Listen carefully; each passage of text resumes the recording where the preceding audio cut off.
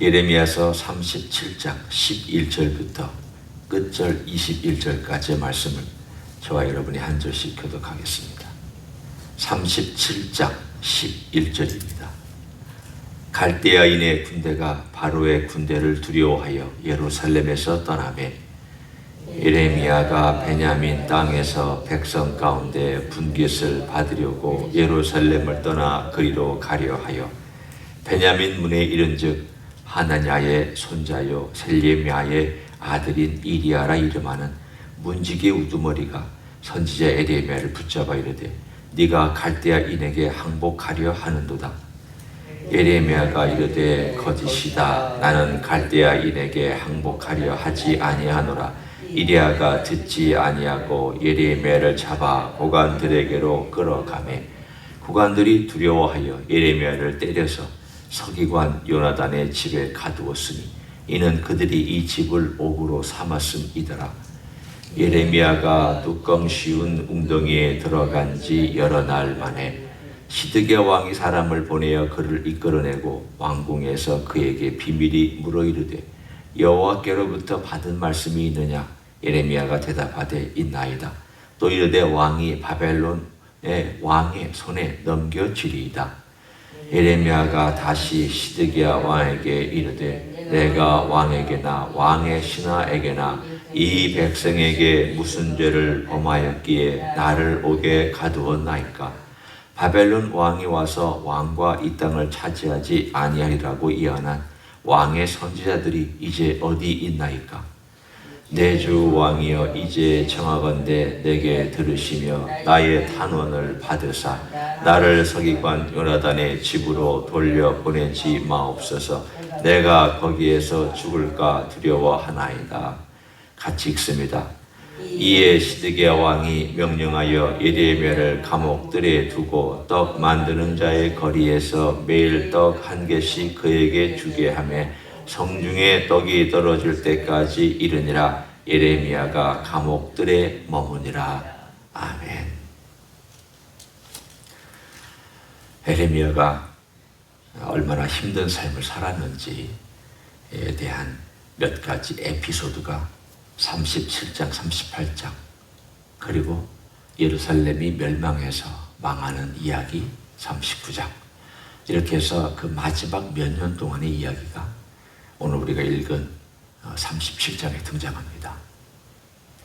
오늘 여기 보면 시드기야라고 하는 왕이 된 사람이 어떻게 처음부터 자기의 영적인 삶을 보여주고 있는지를 이야기해 줍니다. 사람의 그 민낯이라고 얘기를 하죠. 민낯이라고 하는 것은 아무것도 꾸미지 않고 나타난 그 본연의 얼굴을 보통 민낯이라고 얘기를 합니다. 보통은 이제 부끄러운 모습을 얘기할 때 민낯이 많이 나타난다고 얘기를 하는데, 예를 들면 그 사람이 어떤 위기에 처했거나 어려운 문제에 봉처했거나 큰 숙제가 그에게 닥쳤을 때, 그때 그 사람이 가지고 있는 그 본래의 실력이라고 할까요? 내면의 모습이라고 할까요?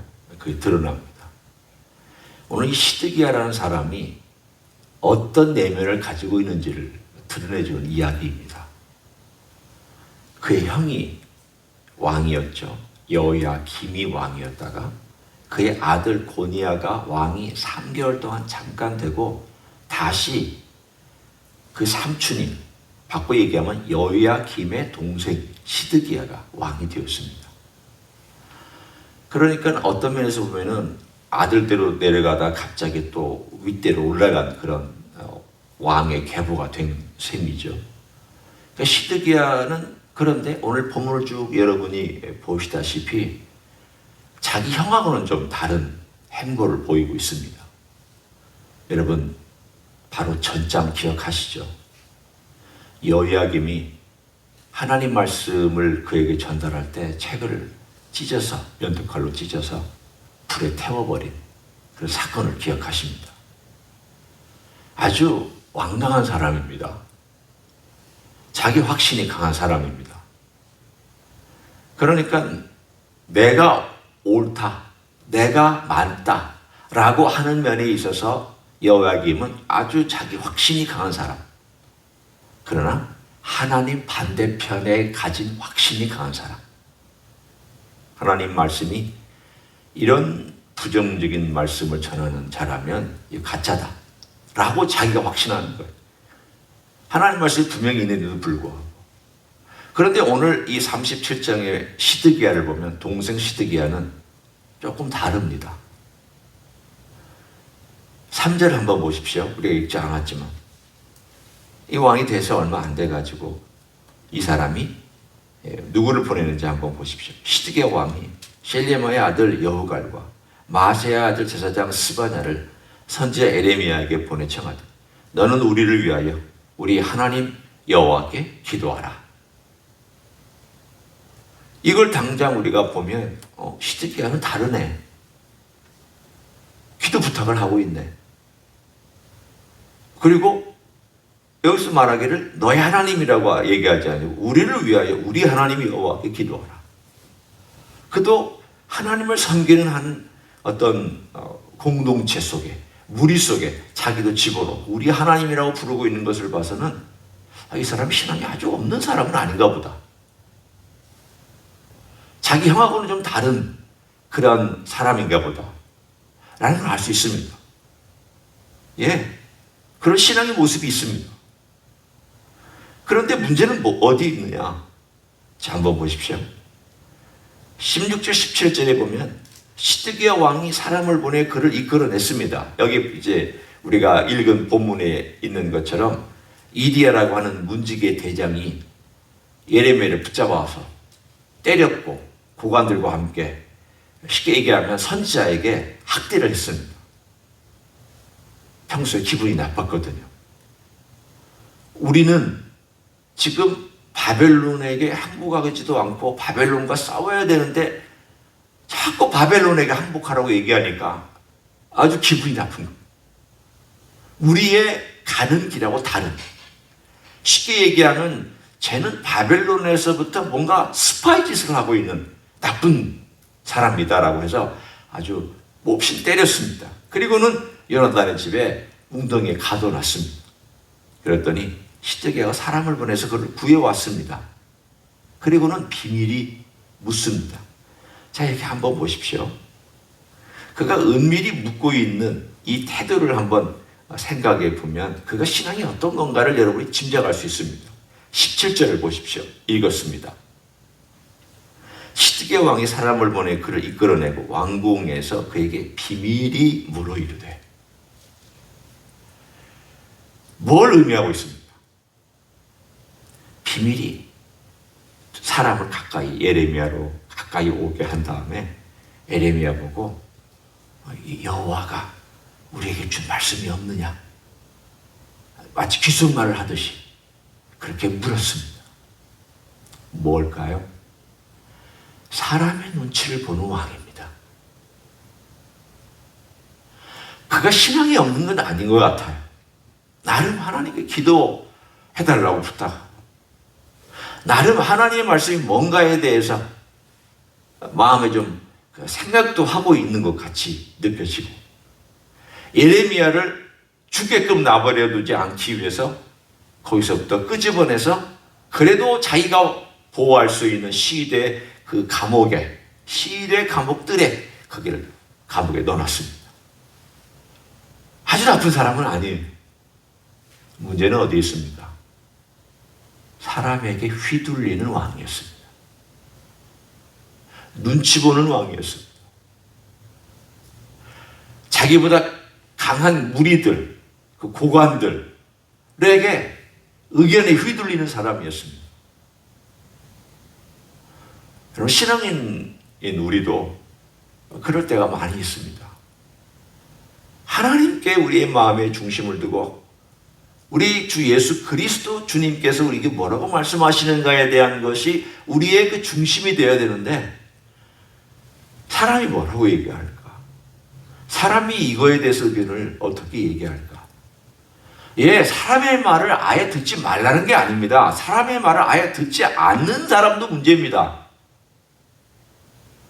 자기 마음대로 하면서 누가 무슨 얘기를 하든 신경도 안 쓰고 막 그냥 잘라버리는 그것도 문제예요.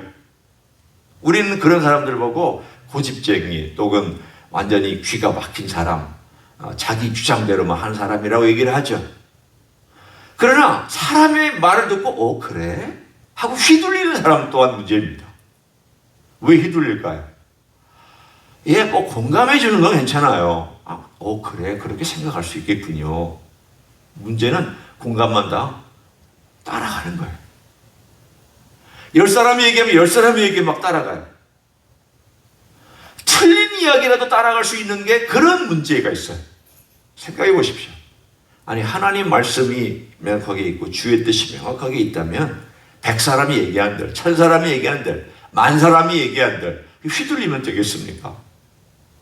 그래서 사람이 막 얘기하고 누군가가 막 강하게 강조하면 그런가 하다가 그 사람들과 함께 그 소리에, 여론에, 사람들의 말에 따라가 버려서 하나님의 정작 따라가야 될 말은 가야 되는데 이게 맞는 것 같은데 그러면서 휩쓸려 가버린 그런 류의 사람이 있다는 뜻입니다. 오늘 시드기야가 그 대표적인 인물입니다. 우리 신앙을 한번 돌아보길 원합니다. 우리의 신앙을 가만히 돌아보면서 나는 어떨까? 나는 정말 내가 주님 앞에서 내가 어떤 일을 행할 때, 그리고 어떤 의견을 제시할 때, 그리고 사람들과 함께 신앙생활할 때, 걸어갈 때 하나님 아버지 앞에 내가 정말 기도하고 주의 뜻을 먼저 구하면서 말하는 사람인가? 아니면 사람들이 얘기한 것 때문에 그것에 휩쓸려서 그것이 마치 옳은 것이냐 얘기하는 사람인가? 우리는 한번 주님 앞에서 이 시드기야라는 사람을 보면서 자신의 모습을 한번 돌아볼 수 있기를 원합니다. 생각보다 세파는 무섭고요. 생각보다 사람들의 말은 강합니다. 특별히 이 세상 사람들의 말은 그렇다 치고 세상 사람들의 말에 우리가 이거 틀렸네, 그건 성경의 이야기가 아니네, 그럴 수 있지만 교회 사람들의 말은 생각보다 우리의 마음을 흔들어 놓습니다. 우리 하나님 아버지 앞에서 우리가 서서 가야 할 때 어떤 삶을 살아가야 할까? 우리 흔들리기 쉬운 거 맞습니다. 예레미야를 보십시오. 저는 예레미야를 보면서 참 마음으로 공감하고 또 이럴 수 있겠다. 예레미야가 아무리 하나님께서 내가 너를 강한 철판처럼 만들어주겠다. 누가 너를 공격해도 내가 보호하고 너를 죽이지 못하도록 내가 해주겠다라. 그렇게 하나님이 약속하셨지만 여기 한번 보세요. 예레미야가 뭐라고 그러고 있는지. 내 주 왕이여, 이제 청하건대 내게 들으시니 나의 탄원을 받으사 나를 서기관이여 나라의 집으로 돌려보내지 마옵소서. 내가 거기서 죽을까 두려워하나이다. 하나님께서 뭐라고 약속하셨습니까? 너 걱정하지 마라. 내가 보호해준다. 너 해하지 못한다. 하나님 약속하셨는데 에레미야는 어려운 상황이 되니까 제가 죽을까 두렵습니다. 왕에게 호소하고 있잖아요. 다 흔들리는 사람들이에요. 시드기야는 이런 면에서 흔들리고 있고 에레미야는 자기 목숨 때문에 흔들리고 있어요. 다 흔들리는 사람들이죠. 강력하게 나는 정말 흔들리지 않는다 이런 사람 없습니다. 흔들릴 수 있습니다. 어떤 사람은 돈에 흔들리고, 어떤 사람은 사람에 흔들리고, 어떤 사람은 권력에 흔들리고, 어떤 사람은 자기 건강에 흔들리고, 어떤 사람은 자기 목숨 때문에 흔들리고, 어떤 사람은 자식 때문에 흔들리고, 다 흔들릴 수 있습니다. 그게 인생이니까. 흔들릴 수 있지만 궁극적으로 마지막 순간에, 그리고 우리가 선택해야 될 게 있잖아요. 마지막 순간에 에레미야는 마지막 순간에 누구를 선택합니까? 그래도 하나님 말씀을 선택하고 하나님을 붙잡고 살아가잖아요. 왜? 끝까지 하나님 주신 말씀을 타협하지 않았어요. 항복하라. 자기가 죽을 위기에 있으면서 나 죽을까 두려워하노라 그러면서도 하나님 말씀을 바꾸지 않았잖아요. 목숨이 위협받으면은 그 하나님이 그렇게 말씀하신 것 같은데 알아서 하십시오. 그렇게 말할 거 아니에요. 조금 타협할 거 아니에요. 하나님 말씀이 그런 것 같아요. 그건 잘 모르겠어요. 이렇게 좀 타협할 수 있잖아요. 뒤로 물러서서. 내려면 하나님께서 말씀하셨습니다. 하나님께서 이 성 만약에 항복 안 하면 다 멸망시킨다고 말씀했습니다. 한마디도 타협하지 아니하고 하나님 말씀에 대해서는 끝까지 타협하지 않았잖아요. 시드기야 말씀 들었어요. 은밀히 들었습니다. 이게 하나님의 뜻이라고 마음에 그게 하나님의 뜻인가 보다라고 나름 마음의 확신도 어느 정도 가졌겠죠. 그렇지만 또 대신들과 있거나 사람들과 있으면 휘둘려서 이리 갔다 저리 갔다 휘둘리고 있는 모습을 시드기야는 보여줬습니다. 두 사람의 차이점이 뭡니까? 시드기야와 예레미야의 차이점. 똑같이 기도해 달라 그러고 똑같이 여호와를 붙드는 것 같기도 하고 똑같이 무언가 이 마지막 위기의 순간에 몸부림치고 있는 두 사람이지만 한 사람은 거꾸로졌고 한 사람은 거꾸로지는 것 같으나 바로 세워져서 끝까지 가고. 우리는 이 두 사람을 오늘 이 37장에서 대조도 하고 비교하면서 볼 수 있습니다. 다윗도 흔들렸습니다. 많이 흔들렸습니다. 그래서 다윗이 기도하면서 이런 표현을 씁니다. 내 마음이 확정되고 확정되었사오니. 이게 무슨 뜻이냐? 주님, 제가 마음이 많이 흔들렸습니다. 제가 원수들 때문에 마음이 너무 힘들고 그 미움 때문에 제가 너무 흔들렸습니다. 제 이 고난 때문에 너무 흔들렸고 사람들의 소리에 제가 마음이 막 흔들렸어요. 과연 하나님 살아계시냐? 하나님 역사하시냐? 마음이 흔들렸습니다. 근데 기도하고 나서 확정했습니다. 주님께로 제가 확정했습니다. 주님을 따라가기로 작정했고 주님의 뜻에 제가 순종하기로 했고 제가 이 어려운 과정을 주님과 함께 뚫고 나가기로 작정했습니다.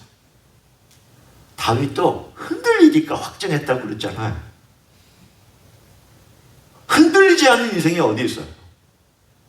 어렵지 않은 인생이 어디 있어요? 흔들리니까 기도가 필요하고 흔들리니까 주의 뜻이 무엇인가 더 고민하고 생각하고 말씀을 따라 생각해보고 그러면서 다시 또 주님의 뜻에 자기 자신을 맞추고 순종하고 주님이 원하시는 것을 자기를 거기다가 들이밀고 그 길을 따라가려고 하는 게 신앙이잖아요.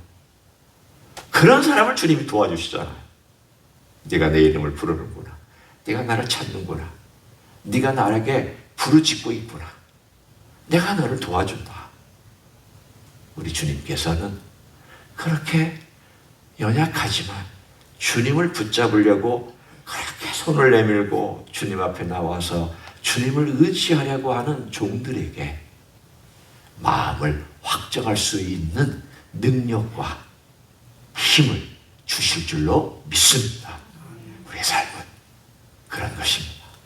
오늘 하루도 그렇게 우리 주님 앞에 나아가는 여러분 되시기를 예수님의 이름으로 간절히 축원합니다. 기도하겠습니다. 하나님 고맙습니다.